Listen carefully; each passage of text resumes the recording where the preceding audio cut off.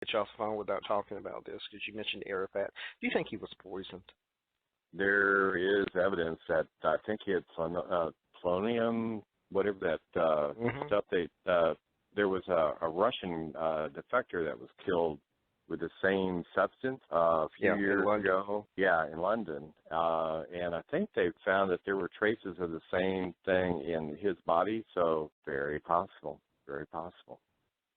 But Arafat was such an idiot. He turned down a deal to have a Palestinian state back in the day when Clinton was going out, and Arafat, for some stupid reason, thought he might get a better deal with George W. Bush, which tells you how little he knew about, the American side of things. So, they've passed on several times, but they're going to have to come to some kind of a deal because that's been a kind of a irritant in that whole Middle Eastern region, even though you can't put it all on that.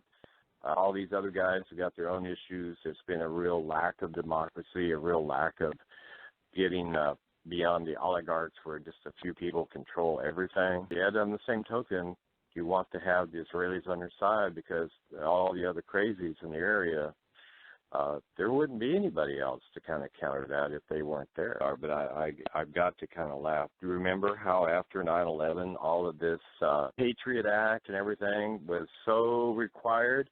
Has everybody forgotten that that was all done under George W. Bush and Dick Cheney, that Obama inherited this thing from them? And it's grown like the monster that it's become because there were no checks on anything. So this really did come from the Bush administration. They do need to dial it back because apparently the Senate got mad because this, NSA and the spooks started spying on them too. Yeah, excuse me, guys, but, does that tell you that it does need to be dialed back, that these guys, it's like anything else. When there's not a limit on how far you can go, people just keep trying to go further, right, and further and further. Yeah. There's probably, between this Israeli company you mentioned and everybody else, I would assume that nothing you do these days is private.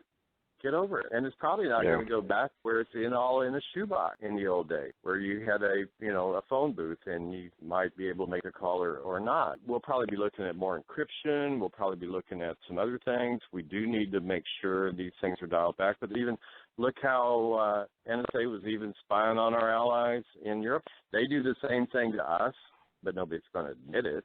It's like a party line. And then we finally got one-on-one lines between the smartphones, the tablets, the computers, and all that sort of thing, and the technology and the software technology to put a little bug into somebody's stuff and pick up that data. That is going to be pervasive in the future.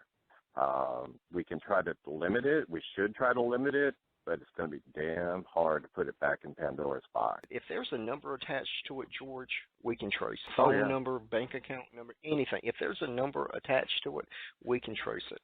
And it just, there's nothing private anymore. At what point will we be able to close Guantanamo and put an end to that story?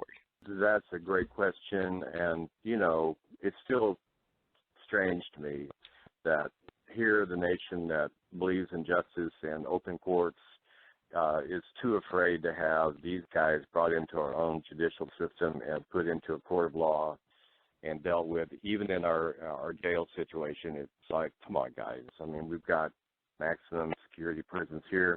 So by putting them in a country that's had no democracy, no freedom, and mimicking the same thing under Bush and Cheney, where is that an American principle that should be continued? And I know Obama has tried to get rid of it, and the Republicans have resisted that effort. Eventually, they're probably going to go out a little bit at a time, but I do look forward to the day that is not a version of an American penal colony where you don't have any rights whatsoever. I mean, that's what's made America unique in the world. Every country I've been in, they've always admired our justice system because theirs are so corrupt.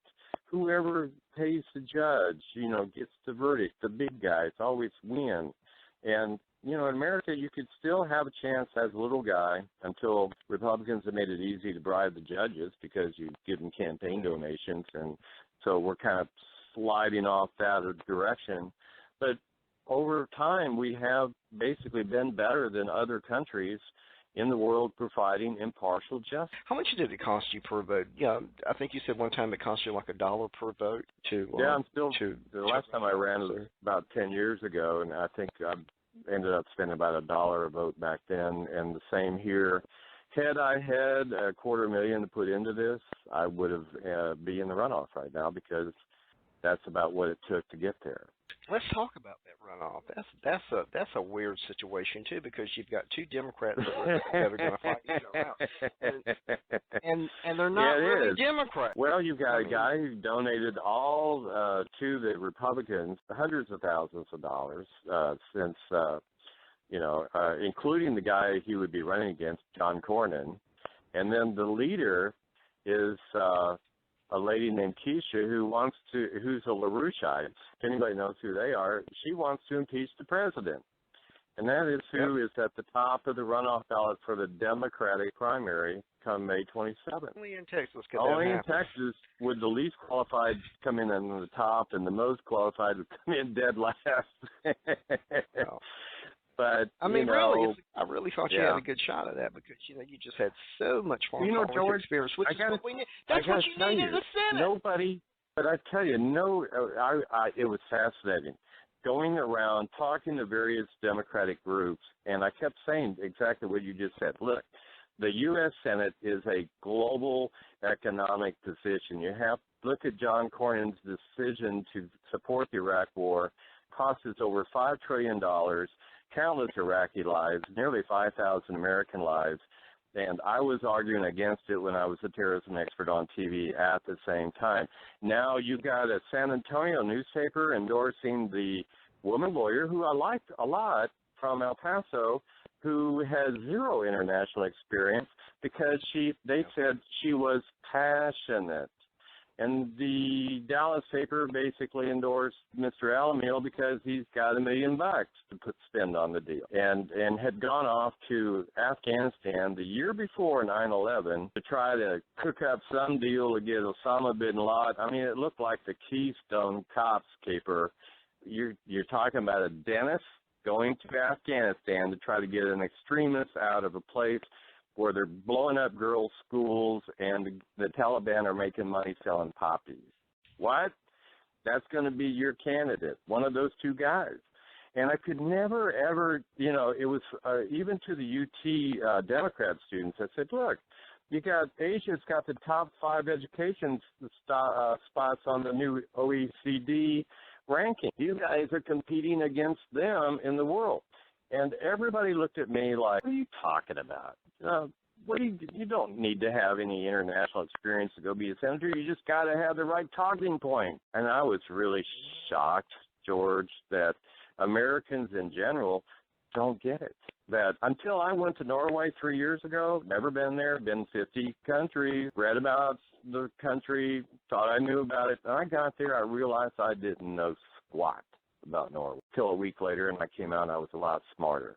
And you think, we got all these people that are plumbers one day, or they're car salesmen, or they're insurance agent, or a lawyer from El Paso or Lubbock or whatever, and then they're going to be in the Senate and they're going to be making decisions about Ukraine, all this other stuff that they got never even thought about before. I mean, how does America make intelligent decisions when you don't have a clue what's going on in the world? And if you look at Facebook, everybody's an expert on everything, right? Whether they've been out of their county or not.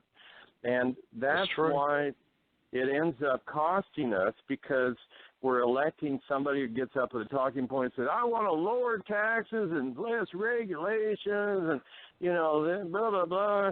And I haven't heard a single one of them, not even Ted Cruz, with a real plan for America to win the economic future based on the fact that everybody else has got more technical skills, higher education levels than we do, and we're doing nothing to raise those levels, not to do job training, not to put people to work to building our bridges that are falling into the waters below do the road work, do our infrastructure. We got half-century-old pipes. We just had one blow up in New York that was a 127-year-old gas line, and we're doing nothing to replace that would create jobs. How do you have leadership that says, well, lower taxes, don't rebuild anything, don't educate anybody, don't do anything to prepare for the future? How does that make us win? And now we've got a military budget larger than the next 20 countries put together. 20 countries. That's actually probably more than the rest of the world put together. And we borrow 40% of it. Now, where does that make sense? Why would you put it into building yet another base off somewhere remote area rather than a bridge that's about to fall into the water? For example, I-10 over Lake Charles, Louisiana. That's the major east-west corridor for the U.S. Traffic. Thing's 70 years old. It vibrates so bad the light bulbs break when they try to put in a new one. They've closed it from 4 lanes to 2 lanes. And we're doing, and the Republican congressman from that district couldn't get his teabag moron idiot compatriots to vote to a highway bill that's always been a bipartisan thing in years past. But now, hey, it might create jobs, might help the president get reelected, or now it might help the Democrats stay in office in 2014. So we're going to do none of that. How is that American? How is that not treason? That you're going to sabotage the American economy so you guys can win office instead of creating jobs for Americans who need them today. We've got the lowest common denominator politicians, not leaders, politicians, who are going in and winning this stuff based on voodoo economics. Yeah, sure, lower the taxes, get the government off your back, ain't got a clue how to really create the future, the 21st century, high-tech, global economy that we must compete in. They don't have a clue about it. It's the institutionalized power. I always joke that, if the horse and buggy guys at the turn of the century had lobbies back then, we'd still be riding the horses around with a carriage. That newfangled horseless carriage, that's a threat to the established thing, just like the renewables are, quote, a threat to the Koch brothers, so they could do their fossil fuels. We don't want to deal with climate change. My God, we're going to be dead before we got to worry about it. Now they're screwing their kids and their grandkids. That's their problem later on. Now those grandkids are going to say, my grandfather was an ass. He didn't do anything to prepare us. Now we've got these triple-digit temperatures and all these problems. So that's why we really have to have leadership that's both globally aware, globally experienced, and thinking about our future and doing things that start moving us into being winners again, rather than just trying to have these feeble talking points that you hear too much of. Yeah.